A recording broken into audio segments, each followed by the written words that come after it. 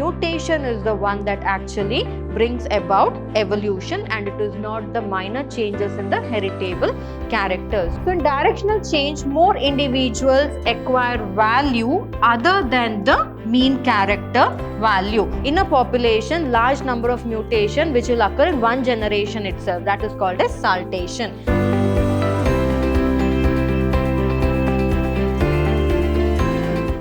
Hello everyone, a warm welcome to another session on chapter 7, that is evolution of second PUC biology. I am Dr. Divya, biology faculty, Vidyashram Pre-University College, Mysore, Temple of Excellence.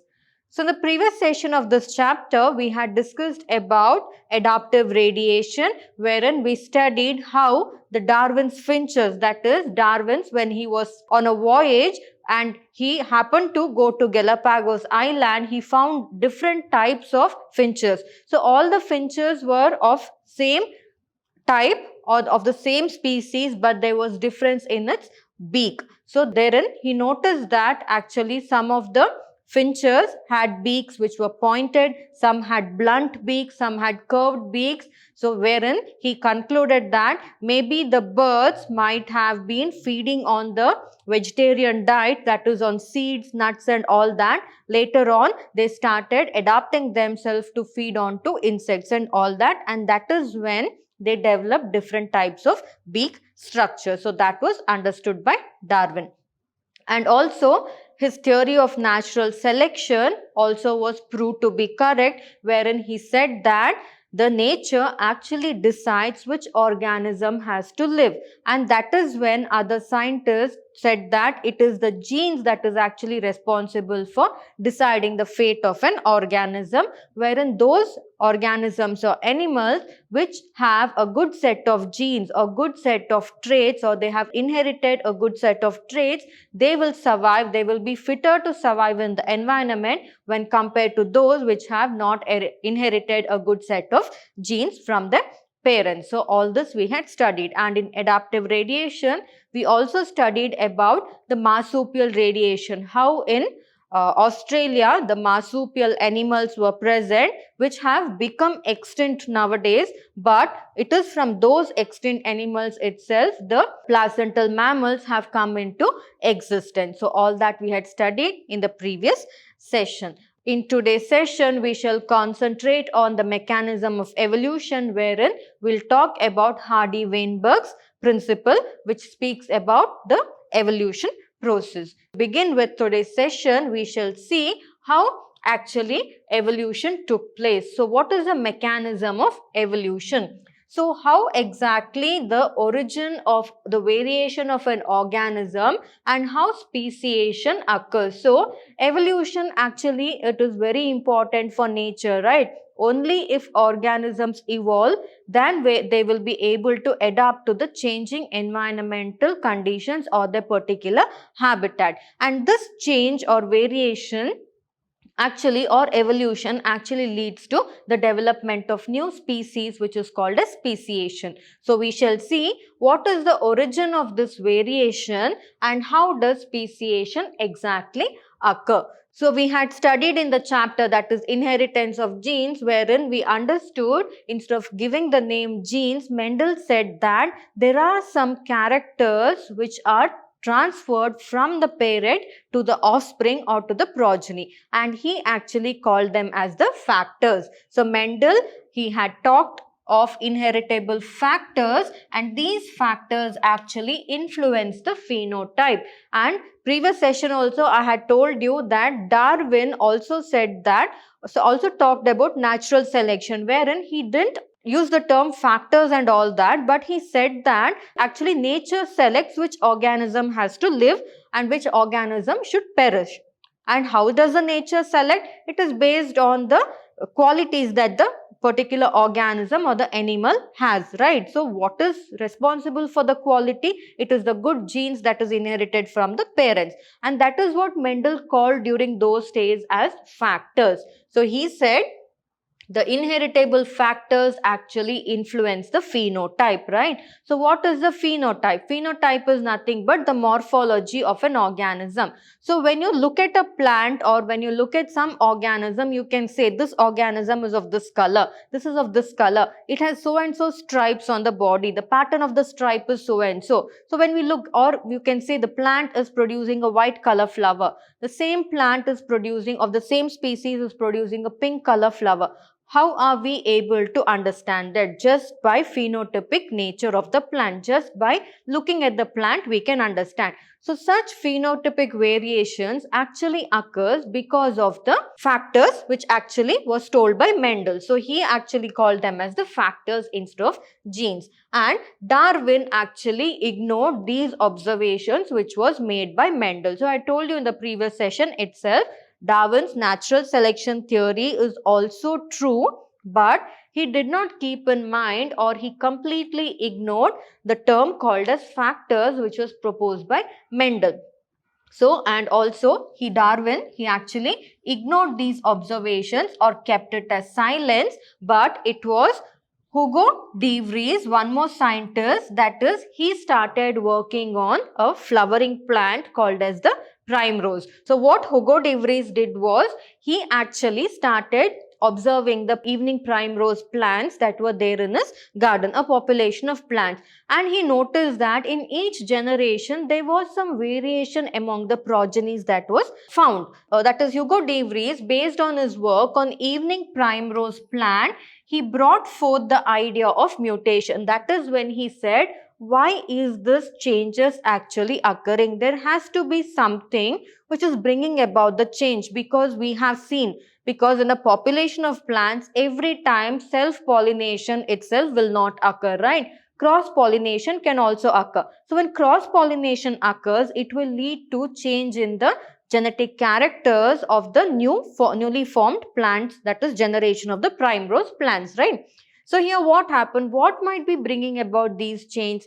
That is when he coined the term, or he told about the idea of mutations. So he said that in the evening primrose plants, there was variations that was observed in the different generations of the plants, and it is a large difference which arises suddenly in a population, and that large difference which arose suddenly in a population, he called it as the mutation. It is because of the mutation that there are some changes occurring in the plant. Changes means, like the parent plant, the other offsprings or the progenies did not look exactly like the same. There was some variations in the progeny. So that is what he found out, and he believed that it is mutation which actually causes evolution, and it is not the minor variations that Darwin talked about. So what did Darwin and all talk about? So Darwin said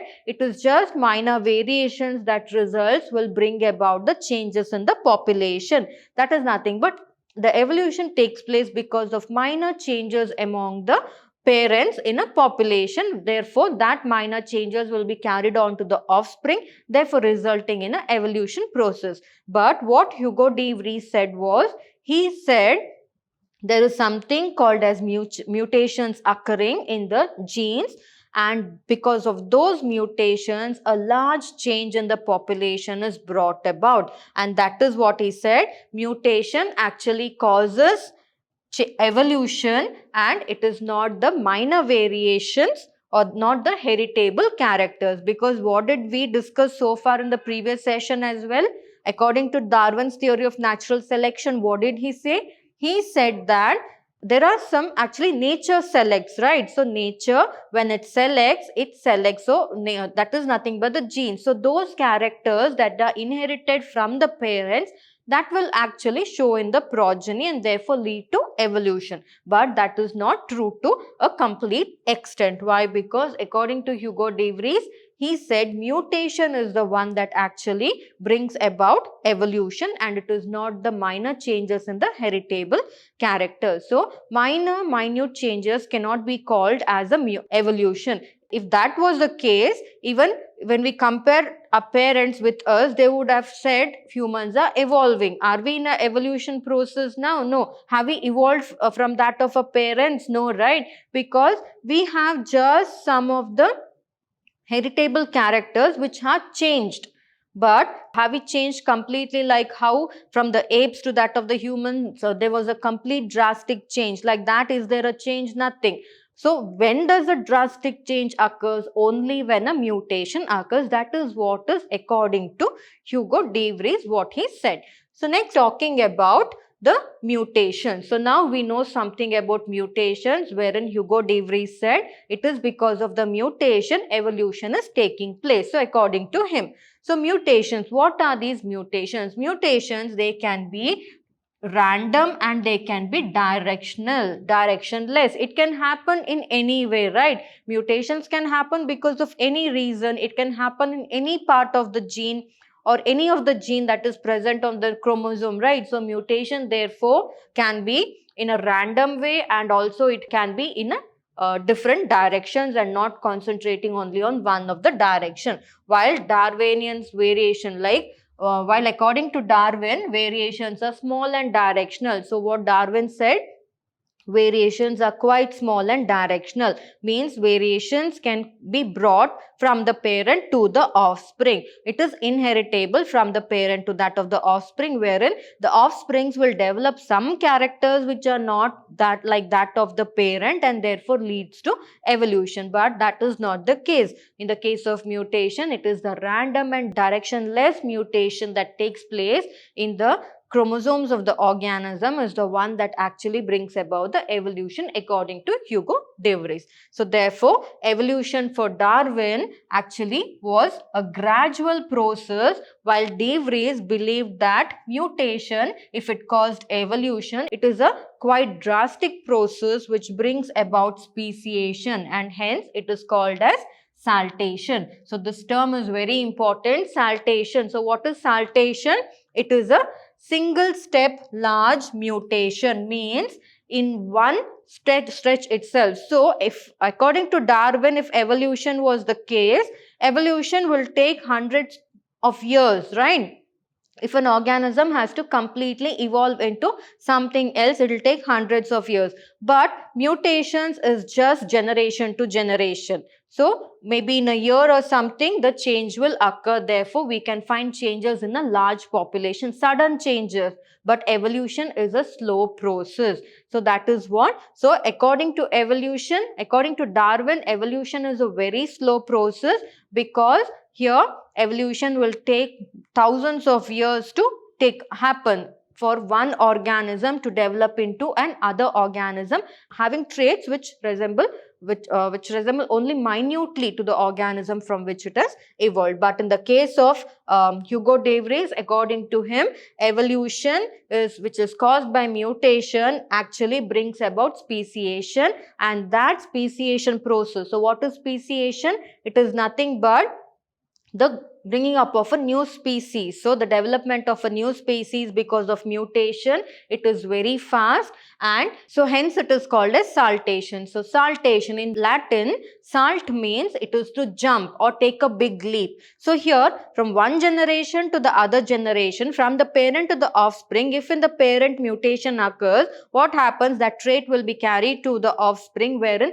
in that particular one generation itself, a sudden different kind of species may get developed. But according to Darwin, it will take hundreds of years. But here every year a new species will get developed. So that is nothing but saltation. So in a population, large number of mutation which will occur in one generation itself, that is called as saltation. And studies in population genetics later brought out some clarity. So therefore it is true. So when you look at a population, when you study a population of a particular area, you find different types of individuals in them. No individual is similar to the other, different in characters, different in the skin color, traits, everything, right? So why is all this? According to de Vries, it is because of the mutation that is occurring. So he was the one who said that mutation is the one that actually brings about evolution, and it is a quick process which results in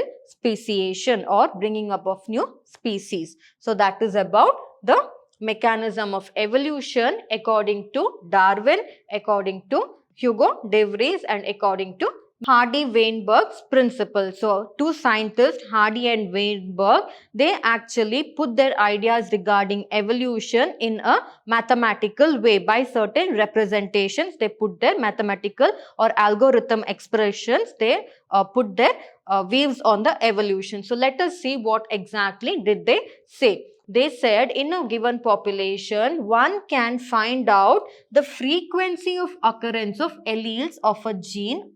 So here they have said in a given population. So first we need to understand what is exactly this Hardy-Weinberg principle. So what they did was they studied a population. Say for example, I have a population here. It is a closed population. So it is such a population wherein no individuals can enter into this population from outside, nor from this population any individual will leave this population and go outside. So if it is a closed population, we'll get a correct idea. Or else imagine if people are coming and going inside to that particular population, then what will happen? We'll not get a correct picture of the genetic drift that is taking place in that particular population, or we'll not get the frequency of the alleles in that particular population, because some other trait would have come and entered into that particular population, right? So it is very difficult.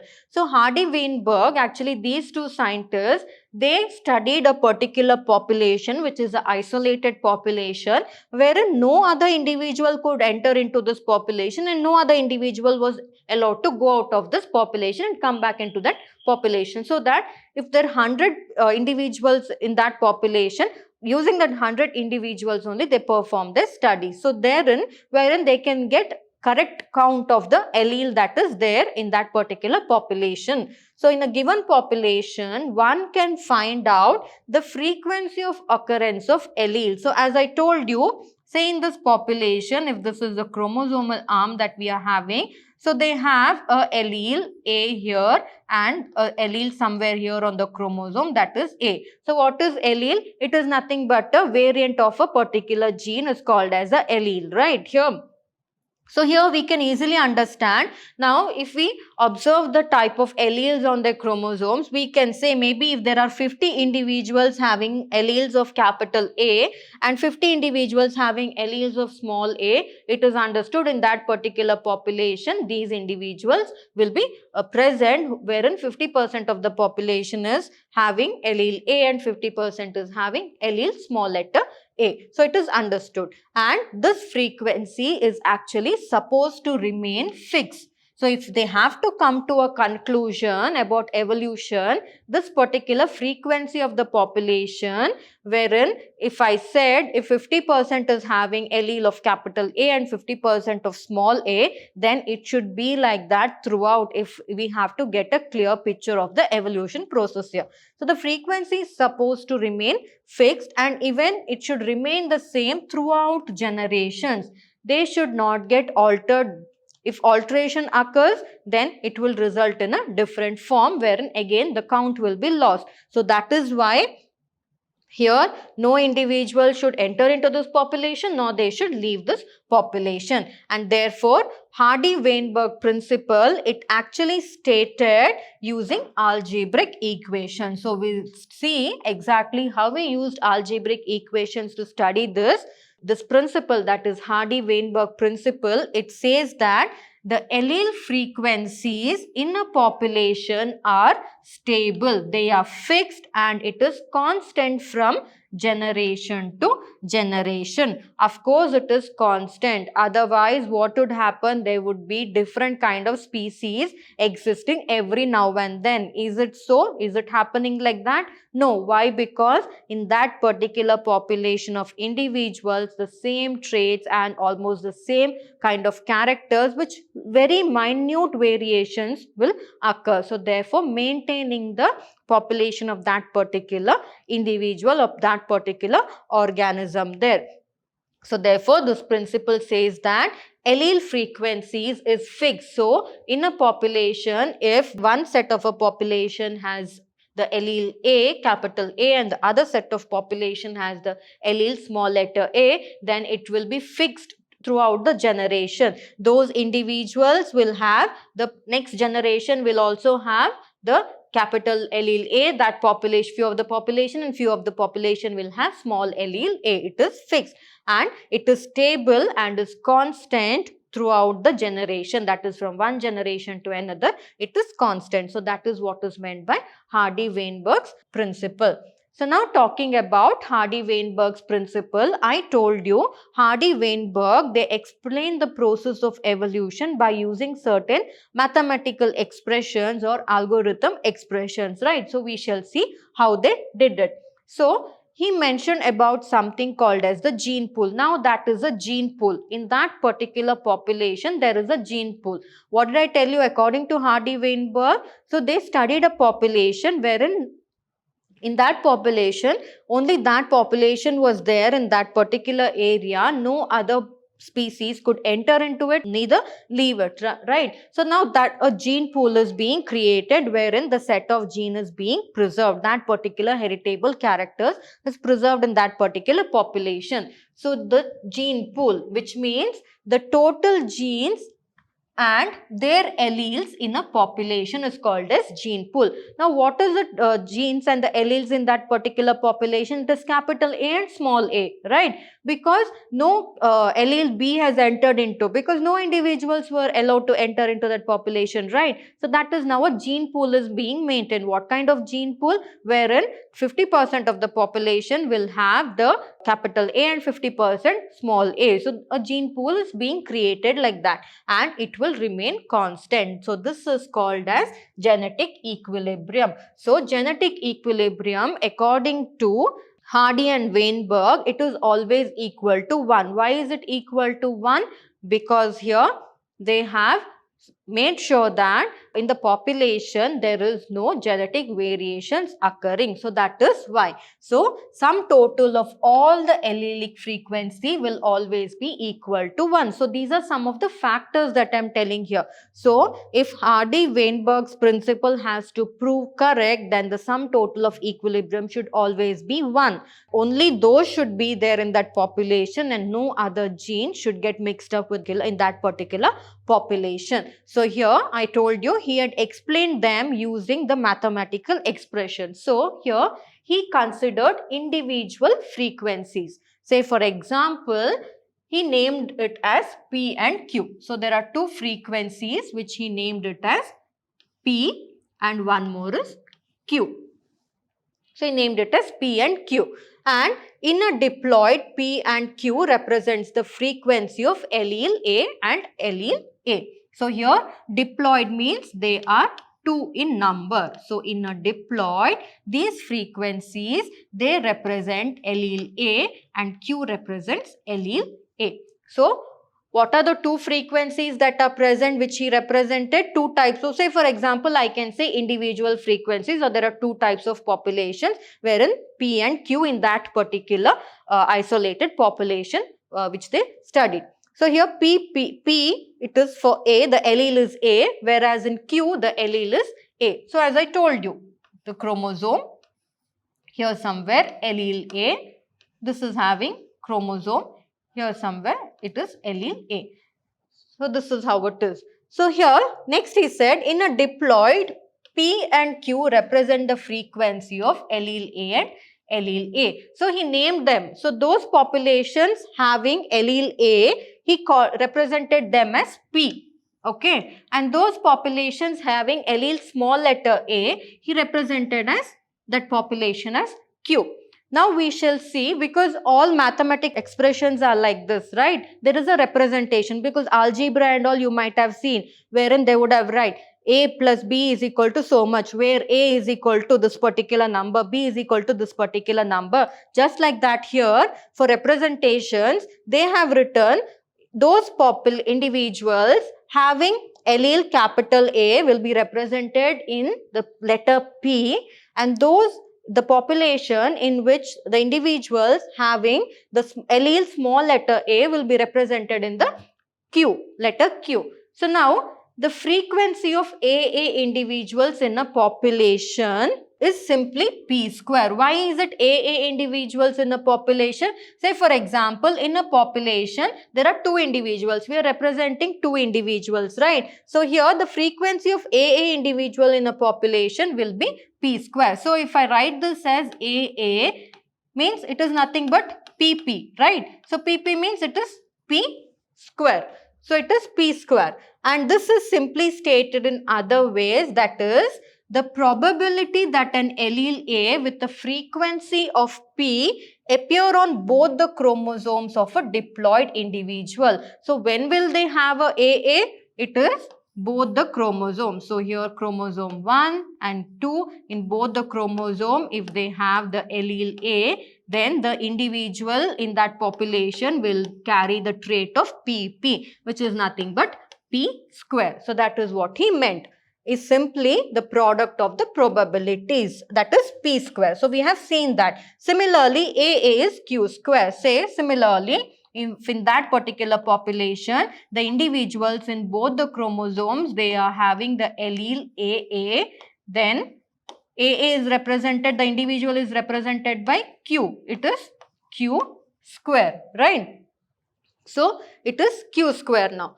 So here, similarly for AA, as I told you, similarly for AA, it is Q square. So in that population, what is there? P squares are there and Q squares are there. But imagine if it is AA. So crossing over might occur, right? So the change in the trait. So here, or the change sometimes here, if the chromosome this mixes with that of the this, what will happen? Sometimes it will become A. That individual will may have two different types of alleles, that is in one chromosome A and the other one small letter A. So therefore what it will be? It will be 2P and Q. So here 2P and Q. So it will be for AA, it will be 2PQ. So likewise, hence P square, so we'll write down P square plus 2PQ plus Q square is equal to 1. So how is it 1? So P square means it is nothing but, what were we supposed to write? A, right? Plus 2PQ, 2 A plus Q square was, it is nothing but A. So that is what, this one just, it is AA. So therefore it will always be equal to 1. So we have everywhere only one individual, right? Only one individual in that particular population. Why I didn't write 2 is, A is nothing but 2PQ. So that is why 2PQ means is nothing but AAA. That is why I didn't remove this, I just removed this 2, because 2PQ means it is AA. So there is no point in writing down 2 here again. So if you can see, all these individuals, they are in 1. So therefore, it is always equal to 1. So that is what is meant. Hence, P square plus 2PQ plus Q square is always equal to 1 here. And this is a binomial expansion of P plus Q whole square. So I hope you understood. So what did Hardy-Weinberg say? So he said that in the gene pool remains constant. Of course, it remains constant in that particular population. If individuals are having AA allele and small AA allele, or if one individual will have A and capital A allele and small a allele also, the same traits will be carried forward. In that population, only those alleles will be there. Will another allele come inside? No, it will not. It is not possible. It will not happen. So that is what they meant. So therefore, it is always a constant, or always the frequency is equal to 1, wherein each individual, as I showed you, wherein what did we take? So we took the alleles on the chromosome and we substituted it for the equation, as we knew in mathematics. This is the binomial expression, P plus Q whole square is equal to P square plus 2PQ plus Q square, wherein we substituted, wherein P square is nothing but an individual having AA allele right? And 2pq is nothing but wherein an individual is having AA allele, capital A and small a, and q square is nothing but individual having AA allele, which is almost equal to 1, right? So this is what we understood. So therefore, this is Hardy-Weinberg's principle. This is what he made us understand. If you remember, we had studied the Mendel's equation, wherein Mendel also expressed the characters using binomial expressions, right? So we had studied about that. So the same principle was followed here as well. So this is a binomial expansion of p plus q whole square, and when frequency is measured, it actually differs from the expected value. So the difference or the direction, it actually indicates the extent of evolutionary change that has occurred. So here, to what extent the evolutionary change has occurred, wherein only in one population there was a and having both the alleles, that is capital A and small a. Otherwise, the same allele was carried to the other population. So therefore, by this binomial expression, we can understand to which extent the evolution has actually taken place. And disturbance in the genetic equilibrium, actually, if the genetic equilibrium is not equal to 1, or if the Hardy-Weinberg equilibrium changes or any change occurs in the frequency of Hardy-Weinberg equilibrium, then the alleles in a population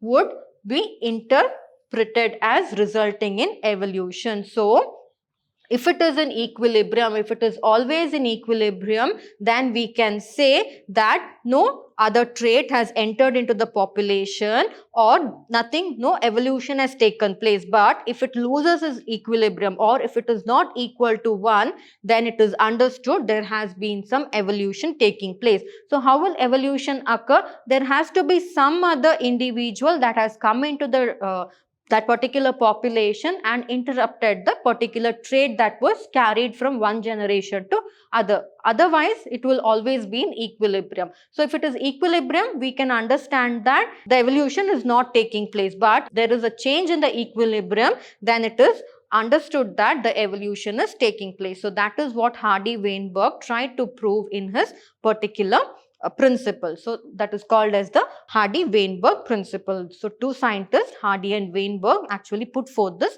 principle. So next, talking about the factors. So there are some factors which actually, because I told you Hardy-Weinberg's principle means it should always be in equilibrium, wherein it was always equal to 1. So if it is not in equilibrium, it means a variation has occurred. So variations can occur in a population, right? We cannot isolate something because each and every places individuals tend to enter into a particular population and leave a particular population. So change, it is inevitable there. So in such times what happens, there are certain factors which actually hinder the equilibrium or alter the equilibrium of Hardy-Weinberg principle. So what are those factors which we shall see? So the factors are gene migration or gene flow, one factor. The other one is genetic drift. The third factor is mutation. Then the fourth is genetic recombination. And the fifth one is natural selection. So all these are the factors which actually bring about a change or affect the Hardy-Weinberg's equilibrium or the equilibrium of a population, therefore bringing about evolution. So what are those factors which bring about the evolution, or what are the factors which actually affect Hardy-Weinberg's equilibrium? We shall see. So first we came to know about one factor which is called as gene migration or gene flow. So here gene migration, when will gene migration occur? So we all know that we like visiting bird sanctuaries, like who doesn't love watching birds? So we visit those bird sanctuaries in a particular month. Why? Because birds from some other countries, they migrate and come to that particular place, right? So that is nothing but migration. Now, say for example, in that particular population, there was only storks, that is white color storks are there, which is a bird. Stork is a bird, white color storks are there. But in one particular season, they might say there is a stork that is coming, which is brown in color. Now in that population, white storks are also there, brown storks are also there. So during that time, if mating occurs, what happens? It will alter the equilibrium, right? Because a change in the individuals will occur because from somewhere outside a population an individual has come and settled in that particular population during that month. So that is how. So here same thing happens. So when that individual comes and enters into that population, say for example, we have two populations which I can show you here. So population A and population B. So this is in one particular place and this is in one particular place. So here there are lots of individuals or organisms in this particular population. In this population also there are lots of individuals and species. Now what happens here is, from this population one individual has migrated into population B. So if this individual has migrated into population B, obviously here after mating and all that, the resulting progenies that will be there, they will have a different character or a trait, right? Which is nothing but a sort of evolution, because they will also have the traits of B and the traits of A as well, because from here one has migrated into population B. So that is why. So what will it carry during that process? Genes also will travel, right? So that is nothing but gene flow or gene migration. So these individuals will carry the traits as well when they are migrating from one population to the other. So when migration of a section of population to another place and another population occurs, the gene frequencies change in the original and as in the new population. So here in the original population also gene frequency might change, or in the new population also gene frequency will change. So here what is happening? Migration of gene is taking place from population A to that of population B. So that is nothing but gene migration. So this is one important question that is asked in the exams. The factors which affects Hardy-Weinberg's principle. So it is one of the important questions. So the first factor was gene migration or gene flow. So new genes or alleles will get added in that particular population. But previous when we saw, according to Hardy-Weinberg, what happened? The equilibrium is always equal to 1, because according to him, new individuals will not be entering into that population. When will the equilibrium get altered? When new individual enters into the population, and if new individual enters into the population, then only it makes space for evolution, right? So that is what is happening here. So here new genes or alleles are added to the new population and these are lost from the old population. So here what will happen? Mating will occur, genes will get genes will be there. So in this population B, resulting progeny, what will happen? X will be there. Then here also X might result somewhere here. That population of B will be there. Like this it will get altered. And soon they will start occupying the highest position. So therefore, that particular trait of the population B might get lost over a period of time because of the exchange in the genes that is taking place. Old populations genes or alleles will be completely lost and the new populations genes or alleles will take over the old population. So there would be a gene flow if this gene migration happens multiple times. Of course, will it remain here from this population? It might go and enter into another population. There also it will start changing the trait. So this is about gene migration and gene flow. So next, talking about one more factor that actually affects Hardy-Weinberg's equilibrium, which is called as genetic drift. So in genetic drift, what happens when migration of a section of population, here their migration of individuals from a population was taking place. Here migration of a section of population to another place and population occurs, gene frequencies change in the original as well as in the new population occurs by chance. It is called as genetic drift. So here again we have two populations, population A and population B. So population A, individuals of population A, individuals of population B. So here from this population A, the individuals are migrating to population B, that is a section of population is migrating, not just one individual is migrating here, like how we told in the gene flow. In gene flow, one individual will migrate to a new population. Here, a section of individuals will, or a section of population itself will migrate to a new place or to a new population. So when they migrate to a new place also, I'll tell you what happens. So here, they're migrating from A. So a lot of them are migrating from A and they have entered into population B. So now they have entered into population B. What happens now? The original population's genes and alleles will also get altered, and the individuals which have migrated from population A to B, their genes and alleles will also get altered in the near coming generation. So that is called as genetic drift. A complete drift in the genes is taking place because here a section of the population itself or a part of the population itself is migrating. So sometimes the change in allele frequency is so different in the new sample of population that they become a different species. So sometimes what might happen, say for example, there is one more population here, or one more place, okay, one more place. So A will also migrate to this particular place. From B also they will migrate to this particular place. Again here in this place, a new individual, a new species itself will get created. So that is what can also happen here. So sometimes change in allele frequency will be in such a way that a new species may get rise to. So when a new species is forming, what happens? The equilibrium is lost. The evolution will take place. It is nothing but evolution is occurring. Original drifted population becomes founders and the effect is called as founder effect. Right. So what was the original drifted population? This was the original population A.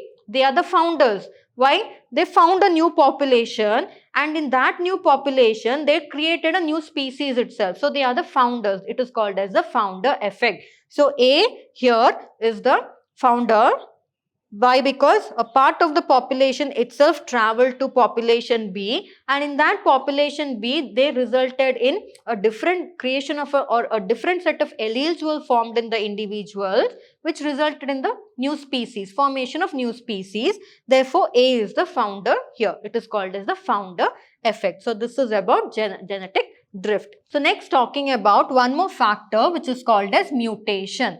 So here mutation we all know because we have studied the DNA, about DNA, right? So we have studied in DNA wherein mutation, molecular inheritance of genes, wherein we studied about mutations. So mutations can occur in only one gene or it can occur in multiple amount of gene or only one codon the mutation can occur, all that we have studied. So mutation is nothing but altering in that particular gene or section of that particular DNA. It is nothing but mutation. So here various microbial experiments that have been conducted show that the pre-existing advantageous mutations when selected will result in observation of new phenotypes. So, when we select a new group of organisms which are having some dissimilar characters when compared to that of the parents, we can understand maybe it is because of the mutation that is occurring. Why? Because in the phenotype we are finding the difference. So, we have a complete difference. Say for example, all our hairs are in black shades, right? Imagine a baby is born with a white or a golden hair color in a population having only black hair.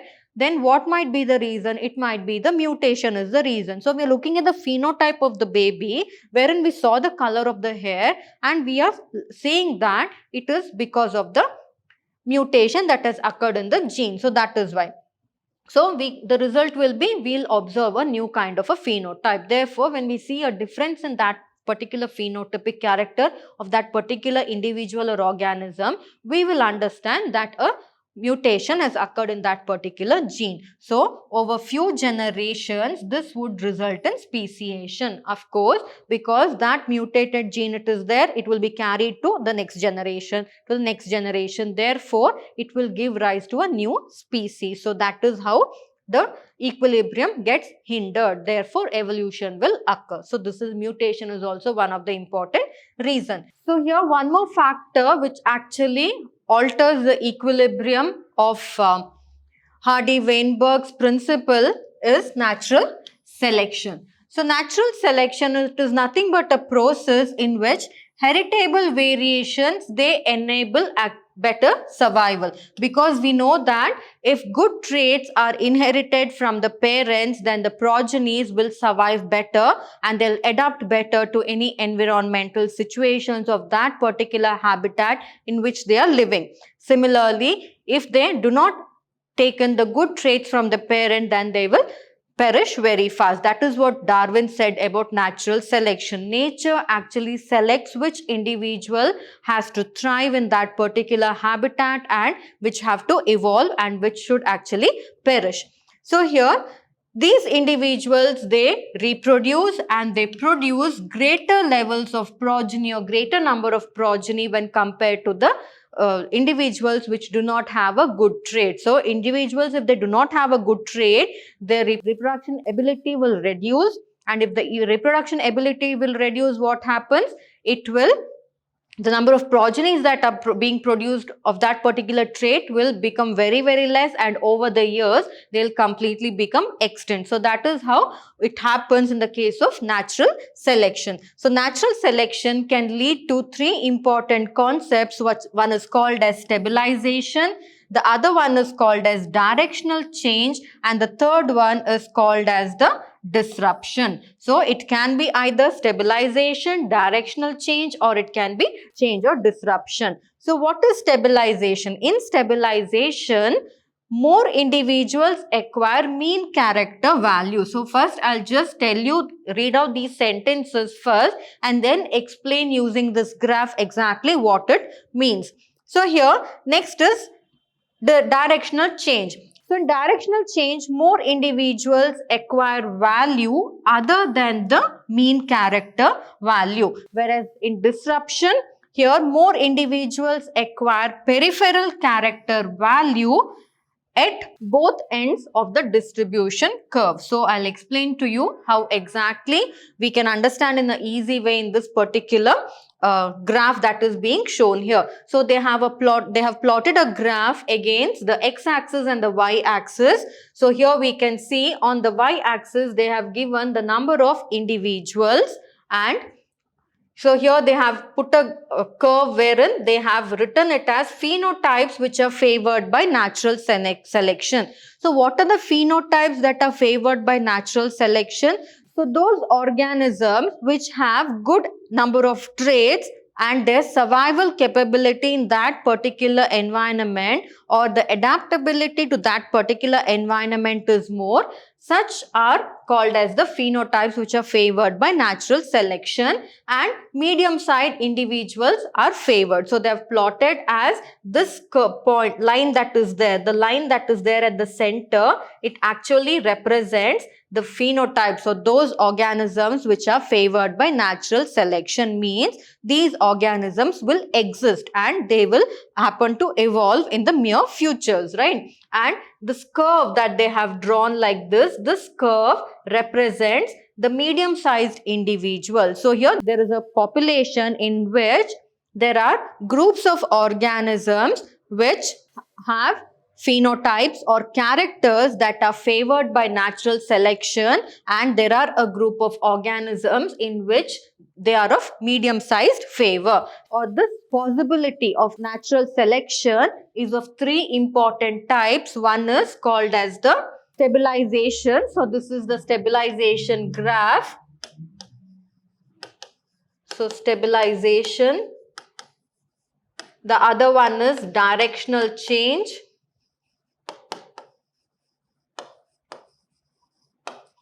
And the third one is disruptive.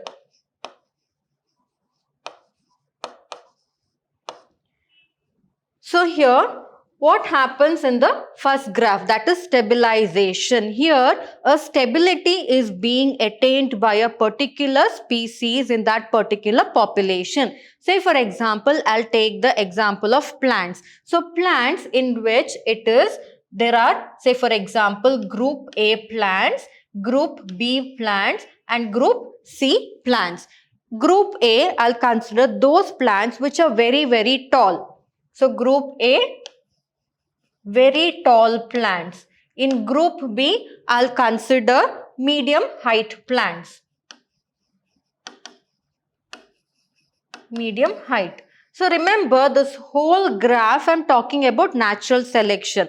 What exactly nature selects so that those organisms can live, can reproduce, produce next generations, and those generations again nature will select from those generations which has to survive.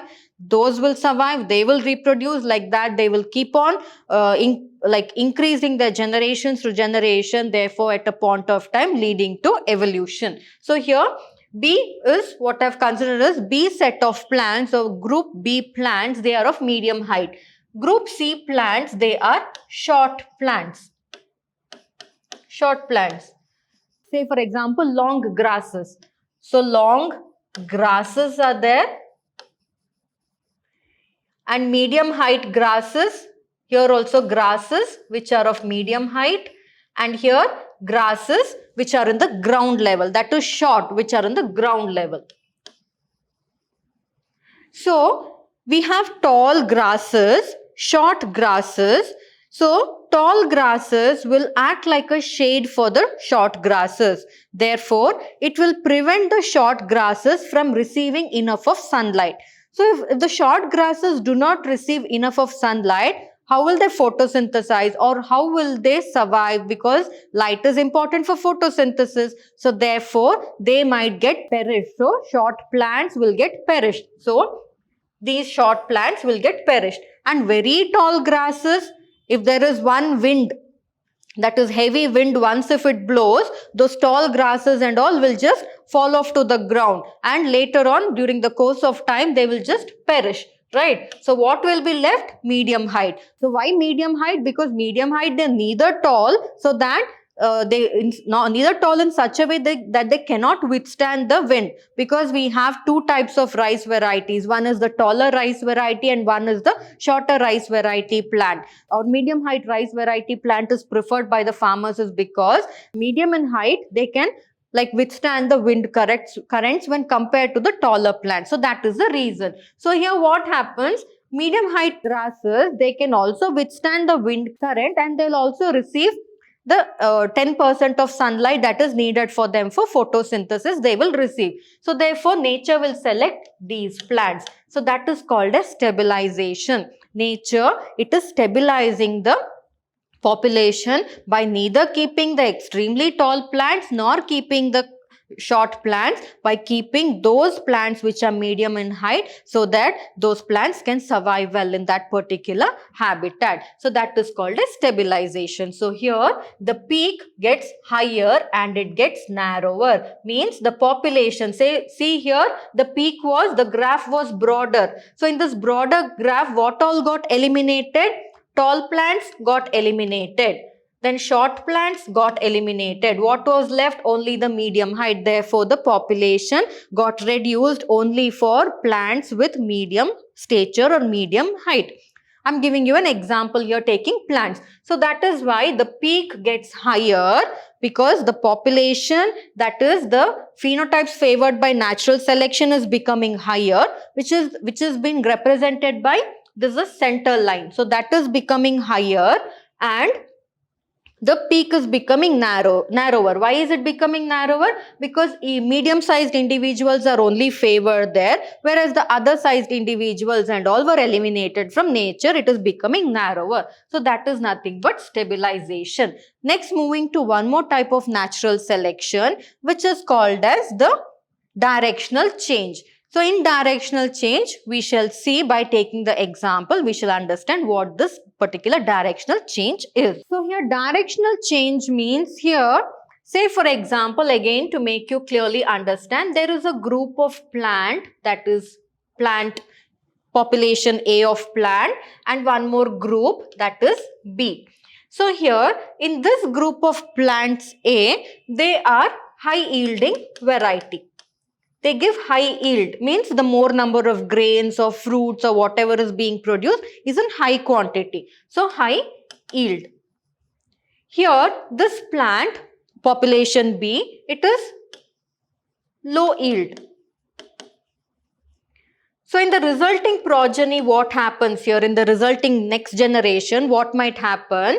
The nature will select the characters of the high yielding plant. So they may produce a progeny of plants having, or progeny C of plants having very high yield. So here what is being happening? Maybe that is one side, say maybe 90% of the plant's progeny was high yield and other 10% was low yield. So where is the shift now? So can you see here, it is shifting completely to one side. It is directional. It is shifting, the character or trait is shifting to one particular direction, wherein majority of the plants that are being produced is of high yield and minority is of low yield, right? So here, therefore, these 10% of population will perish. So that is the directional change. That is, the traits are distributed to only one direction. It is not distributed equally among the plants. So equally among the plant means it should have at least been a moderate yield should have been produced, or maybe 50% of the plants might produce high yielding variety, 50% might produce low yielding variety, or somewhere in between moderate it would have produced. But what happens here? The one particular trait is directly moving, or it is in moving towards one direction, wherein only one set of plants, a majority of one set of plants which are produced will be of high yielding variety. So that is directional change. So you can see here the peak, there is a shift in the peak. So the peak from here, it has shifted to another position. So it is directional, it is moving in one direction as they have shown in the arrow marks here. So the nature has selected the plants in one direction. What was the direction that the nature kept in mind to select the plants of good traits? That is the high yielding variety. So it selected only plants of high yielding variety and rest all got eliminated from the nature, or it got perished, and these were the survival. So that is nothing but directional change. So for directional change, we can also take the example of the neck of giraffe. So necks of giraffe also, it was the giraffes first had short necks. Later on, because of their feeding habit change, that is, they started to feed on the leaves that were present on the taller parts of the tree. Because of continuous stretching, their neck became long. And in the next generation, did the giraffes have short neck? No, they had long necks, right? And it continued from generation to generation. So it was directional. So the nature started to select those giraffes which had long neck. Why? Because they adapted themselves in order to feed on the below ground parts, the middle leaves that are present in the middle region of the trees, and also the leaves which are present on the high above ground parts, that is on the upper regions of the tree, or higher branches of the tree as well. So that is also a directional selection by nature. So in disruptive selection, what happens here is there is a selection pressure on the individuals in between the traits. So what happens here is the individuals will be there, they will be surviving well, but because of some other individual, their population will completely reduce. So here we can take the example of three different types of plants. Plant, say for example, plant A, plant B and plant C. So plant A are tall plants. So tall. Next, plant B, medium. Medium. Plant C, small height. We know about pollinators, right? So what are pollinators? Those insects that actually help in transferring the pollen grains from the anther to stigma of same flower of different plants and all that, right? So their main function is to help in pollination. So what are the best example for pollination? Bees, birds, then butterflies, ants, all these are the pollinators, right? Say for example, some group of bees or pollinators, they prefer tall plants. Say, so some, that is say about 10 bees prefer tall plants, and say about 5 bees prefer medium. 5 types of pollinators prefer medium plants, and again two types of pollinators prefer small plants. And for some reason, because of some problem, these bees which preferred tall plants in order to feed on nectar, therefore helping in pollination, they got perished because of some environmental condition. So if they get perished, Will the tall plants live? No, the nature will not select the tall plants. Why? Because if these bees completely get extinct, what is the use of keeping those tall plants in that particular area? The nature will prefer the plants with the medium height and the small height. So that is called as disruptive, because those plants were there in nature, living very happily, growing very well, but because of some other factor got disrupted, their trait completely got perished. So that is called as disruptive. And this disruptive natural selection leads to two peaks. So here there was both the plants were there, that is nature selected two plants. In here it is bidirectional, nature selected two plants. Which two plants? Those which the bees preferred, that is the medium height plant and the small height plant. So therefore what happened here? Medium sized individuals are no longer there. Why? Because not medium sized individual, those plants which will not be preferred by the pollinators, they will not be selected by the bees. So that is about disruptive natural selection. So these are the different types of natural selection. Because why we learnt about this? Because natural selection is also one of the factors which actually hinders the equilibrium state of Hardy-Weinberg's principle, right? So that is why. So I hope you understood the session well. In today's session, we learnt about the mechanism of evolution, like how evolution takes place,